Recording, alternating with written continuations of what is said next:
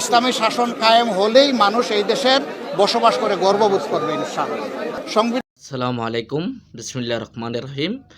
এই ভিডিওতে থাকবে দুইটি ভিডিও ফুটেজ আপনারা না টেনে দুইটি ভিডিও ফুটেজ দেখবেন। দেখলে বুঝতে পারবেন দুই দলের নিউজ, দুই দলের কথা, কোন দলের কথা আপনারা থেকে ভালো লাগে আপনারা মেসেজের মাধ্যমে জানিয়ে দিবেন। এবং বাংলাদেশে শান্তির ধর্ম ফেরা আসতে চলেছে এবং শান্তির ধর্ম পাওয়ার জন্য সবাই বাংলাদেশে অপেক্ষা আছে। জামাত ইসলামের এর সাবেক আমির সাহেব কি বলল, বাংলাদেশ এখন থেকে চলবে ইসলাম অনুযায়ী, ইসলামের কায়েম হেম চলে আসছে। এই নিয়ে বিএনপির ফখরুল সাহেব কি বলল? বিএনপির ফখরুল সাহেব বলল, বাংলাদেশের মানুষ এটা কখনোই মেনে নেবে না। কেন মেনে নেবে না? বাংলাদেশের মানুষ কি তার রাহা জানে, দুর্নীতি দর্শন কি চায় না, চাঁদাবাজি চায় না।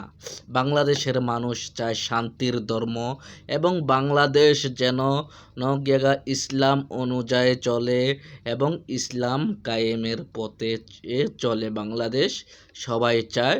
এই কেটায় আপনারা অডিয়েন্স বাইরা আছেন তাও মেসেজের মাধ্যমে জানিয়ে দেবেন।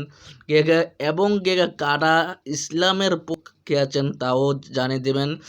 কেরা ফখরুল সাহেবের কথা একমত তাও জানিবেন।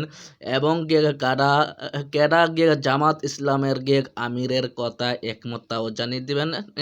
চলে আসুন আমরা মূল ভিডিওতে চলে যাই।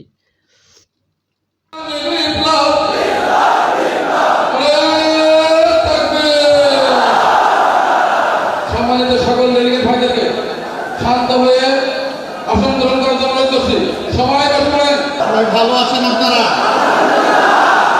আলহামদুলিল্লাহ, আল্লাহ সবাইকে ভালো রাখুন। ইসলামী শাসন কায়েম হলেই মানুষ এই দেশের বসবাস করে গর্ববোধ করবে ইনশাআল্লাহ। সংবিধানের কিছু জায়গায় তো পরিবর্তন লাগবে ভাই। এই সরকারের এখনো 1 মাস হয়নি, তারা 1টা মাস পার করুক, আমরা একটু দেখি তারা কি করেন। আমরা যে সমস্ত পরামর্শ দিয়েছি সবাই মিলে, বিভিন্ন দল মিলে, সেটা তারা কতটুকু বাস্তবায়ন করে, প্রত্যাশার আলোকে কতটুকু চলে। তবে এটা বুঝতে পারছেন যে 15.5 বছরে সবগুলো সাংবিধানিক প্রতিষ্ঠান ধ্বংস হয়ে গেছে এবং জায়গায় জায়গায় অনেক সমস্যা সৃষ্টি হয়ে আছে। এর সংস্কার লাগবেই। এ সংস্কার না করে যদি একটা ইলেকশন দেওয়া হয়, এটা অর্থবহ ইলেকশন হবে না। এই জন্য তাদেরকে যৌক্তিক সময়টা আমরা দিতে চাই, কিন্তু এটা আবার দীর্ঘ হোক সেটাও আমরা চাই না। এই জন্য আমরা শব্দটা ব্যবহার করছি যৌক্তিক। সেই সময়টা কত হতে পারে এটা ইনশাল্লাহ আমরা সামনে বলবো। আমরা সব দিক দেখেই এই কথাটা বলবো। এবার বলছেন যে অনেকে ধারণা করেন যে আমরা তো ইসলামী শাসনের পক্ষে কথা বলি, তো ইসলামী শাসন দেশে কায়েম হলে মানুষের অধিকার খর্ব হবে। আমি দৃঢ়তার সাথে বলছি যে ইসলামী শাসন কায়েম হলেই মানুষ এই দেশের বসবাস করে গর্ববোধ করবে ইনশাআল্লাহ, সকল শ্রেণী পেশা এবং ধর্মাবলম্বী। আপনারা ইতিমধ্যে দেখেছেন যে এবারকার এত বড় একটা পরিবর্তন হয়ে গেল। এরকম পরিবর্তন যে সমস্ত জায়গায় হয়েছে, হাজার হাজার কোটি টাকার সম্পদ বিনষ্ট হয়ে গেছে, কিন্তু সেই তুলনায় যা হয়েছে এটার জন্য আমরা মনে করি যে এটা হওয়া উচিত হয়নি। আর যা হয়েছে তা অন্য দেশগুলোর তুলনায় কিছুই হয়নি। এর কারণ কি? এর কারণ সবাই সচেতন ছিল। এর কারণে আমাদের দলের কর্মীরা, মাদ্রাসার ছাত্ররা, বিরোধী দল বিএনপির লোকেরা, এইরকম আরও যারা দেশপ্রেমিক শক্তি আছে, সবাই হাতে লাঠি নিয়ে সব জায়গায় পাহারার জন্য দাঁড়িয়ে গিয়েছিল।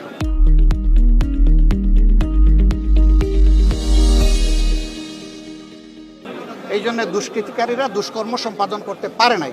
তারপরেও শান্তি বিঘ্নিত করার কিছু অপপ্রয়াস চালিয়েছিল। আলহামদুলিল্লাহ, আপনাদের সবার জনগণের সম্মিলিত প্রচেষ্টায় সেটাও ভেসে গেছে। তবে হ্যাঁ, এটা ঠিক, ষড়যন্ত্র হয়তো বা থামবে না, কিন্তু ষড়যন্ত্র যে দিক থেকে আসুক, ষড়যন্ত্রকারীদের এটা মনে করতে হবে যে দেশের মানুষ এখন কিন্তু ঘুমিয়ে নেই, এখন জাগিয়ে আছে। সংবিধানের কিছু জায়গায় তো পরিবর্তন লাগবে ভাই। আমরা যারা এখন বিরোধী দলে আছি, আমরা 15.5 বছর ধরে বলতে আসছি এই আইন ব্ল্যাক, এই কালো আইন, কালো কানুন, এটা বদলাতে হবে। এখন দেখা যাবে অতীতের অভিজ্ঞতা বলছে যে দলীয় সরকার যখন ক্ষমতায় যায় তখন গড়িমসি করে, এগুলো বদলাতে চায় না। আমরা চাই যে এই সরকারের হাতেই সব জঞ্জাল পরিষ্কার হয়ে যায়, যা দরকার, যতটুকু দরকার একটা সুন্দর সভ্য দেশ গড়ার জন্যে আর একটা অর্থবহ গণতান্ত্রিক পদ্ধতি চালু করার জন্য যা দরকার সব করা হোক।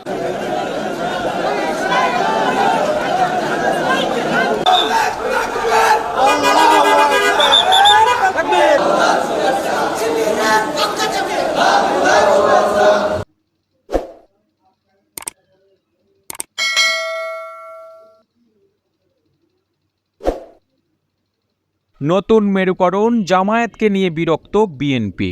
ইসলামী দলগুলিকে নিয়ে বাংলাদেশে ইসলামী শাসন ব্যবস্থা প্রণয়নের যে তৎপরতা জামায়াতে ইসলামী শুরু করেছে, বাংলাদেশের মানুষ তা মেনে নেবে না বলে আগেই মন্তব্য করেছেন ফখরুল। নির্বাচনের জন্য তাগাদা দিয়ে ক্রমে জামায়াতে ইসলামীর সঙ্গে দূরত্ব বাড়াচ্ছে বিএনপি। প্রাক্তন প্রধানমন্ত্রী খালেদা জিয়ার নেতৃত্বাধীন দলটির মহাসচিব মির্জা ফখরুল ইসলাম আলমগীর শুক্রবার বাংলাদেশের একটি সংবাদপত্রকে দেওয়া সাক্ষাৎকারে জানিয়েছেন, জামায়াতে ইসলামীর সঙ্গে এই মুহূর্তে তাঁদের কোনো জোট বা বোঝাপড়া নেই। সরকার পতনের আন্দোলনের সময়ে জামায়াতে বিএনপির সঙ্গে যুগপৎ আন্দোলন করলেও তারপরে আর তাদের কোনো সম্পর্ক নেই। ইসলামী দলগুলোকে নিয়ে বাংলাদেশে ইসলামী শাসন ব্যবস্থা প্রণয়নের যে তৎপরতা জামায়াতে ইসলামী শুরু করেছে, বাংলাদেশের মানুষ তা মেনে নেবে না বলে আগেই মন্তব্য করেছেন ফখরুল। তাঁর কথায়, বাংলাদেশে গণতান্ত্রিক ব্যবস্থা ফিরে আসুক, একটি নির্বাচিত সরকার গঠিত হোক, এটাই মানুষ চান। এমনকি জামায়াতের নানা প্রস্তাব এবং তৎপরতা নিয়ে বিএনপির মহাসচিব মন্তব্য করেছেন, যারা একটি আসনও ভোটে জিততে পারবেন না তারা এখন বড় বড় কথা বলে বেড়াচ্ছেন, সংবাদ মাধ্যমও ফলাও করে সেসব ছাপাচ্ছে। ফখরুলের কথায়, মোহাম্মদ ইউনূসের নেতৃত্বে অনির্বাচিত অন্তর্বর্তী সরকার আদতে তত্ত্বাবধায়ক সরকার, যাদের কাজ সুষ্ঠু নির্বাচনের ব্যবস্থা করে একটি নির্বাচিত সরকারের হাতে ক্ষমতা তুলে দেওয়া। কিন্তু তাঁর অভিযোগ, প্রধান উপদেষ্টা নির্বাচনের পথরেখা নিয়ে একটি কথাও বলছেন না। বিএনপির অন্য নেতারাও দ্রুত নির্বাচনের জন্য ইউনূসের কাছে দাবি জানাচ্ছেন।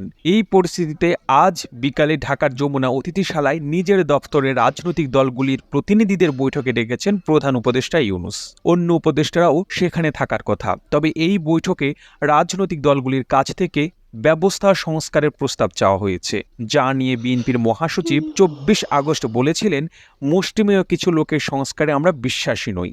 নির্বাচিত সরকার গঠনেই অগ্রাধিকার দেওয়া উচিত, তারাই প্রয়োজনীয় সংস্কার করবে। এরই মধ্যে আওয়ামী লীগ নেত্রী শেখ হাসিনার পুত্র সজীব ওয়াজেদ জয় দেশের স্বার্থে যাবতীয় দ্বন্দ্ব মিটিয়ে ফেলার আহ্বান জানিয়েছেন বিএনপির উদ্দেশ্যে। জয়ের দাবি, বাংলাদেশে গণতান্ত্রিক ব্যবস্থা পুনঃপ্রতিষ্ঠার জন্য এটাই প্রয়োজন। জয়ের প্রস্তাবের জবাবে বিএনপির মহাসচিব ফখরুল বলেছেন, বিএনপি গণতন্ত্রে বিশ্বাসী, আওয়ামী লীগের সঙ্গে কাজ করতে আমাদের অসুবিধা নেই, কিন্তু গত 15 বছরে দেশের অর্থনীতি ও রাজনীতিকে তারা যেভাবে ধ্বংস করেছে তার জন্য আওয়ামী লীগকে জবাবদিহি করতে হবে, তারপরে একসঙ্গে কাজ করা যাবে। 8 আগস্ট ইউনূস সরকার দায়িত্ব নেওয়ার পরে বিএনপি নেতৃত্ব সেই সরকারকে সমর্থন জানিয়েছে, কিন্তু ক্রমেই বিএনপির ধারণা হয়েছে বৃহত্তম রাজনৈতিক দল হিসেবে গুরুত্ব তারা পাচ্ছেন না, বরং জামায়াতে ইসলামী বেশি গুরুত্ব পাচ্ছে উপদেষ্টাদের কাছে। নিয়োগ এবং বদলির ক্ষেত্রেও জামায়াতের পছন্দেই গুরুত্ব পাচ্ছে। গতকাল শুক্রবারও 81 জন বিচারককে বদলি করেছে সরকার। খালেদা জিয়াকে মুক্তি দেওয়া হলেও বিএনপির ভারপ্রাপ্ত চেয়ারপারসন তারেক রহমানকে লন্ডন থেকে ফেরানোর বিষয়ে তৎপরতা নেই। আওয়ামী লীগের নেতা ও সাবেক মন্ত্রীদের বিরুদ্ধে ঢালাও খুনের মামলা দেওয়া এবং আদালতে তাঁদের মারধর খাওয়ানো নিয়েও সরব হয়েছেন বিএনপি মহাসচিব ফখরুল। তারেক জিয়া লন্ডন থেকে এদিনও বলেছেন, আগামী নির্বাচন হবে বাংলাদেশের ইতিহাসে অন্যতম কঠিন পরীক্ষা। ইসলামী বাংলাদেশকে ঠেকাতে সে পরীক্ষায় খালেদা জিয়া ও শেখ হাসিনার দলের একই অক্ষে মেরুকরণের সম্ভাবনা দেখতে পাচ্ছেন কেউ কেউ। এই প্রতিবেদনটি ভালো লেগে থাকলে আপনার টাইমলাইনে শেয়ার করুন। একই সাথে আপনি বাংলাদেশের কোন জেলা থেকে ভিডিওটি দেখছেন আমাদের কমেন্ট করে জানান। আমরা পরবর্তী ভিডিওতে আপনাকে ধন্যবাদ জানাতে ভুলব না। আর এতক্ষণ বিশ্ব বাংলার সাথে থাকার জন্য আপনাকে অসংখ্য ধন্যবাদ।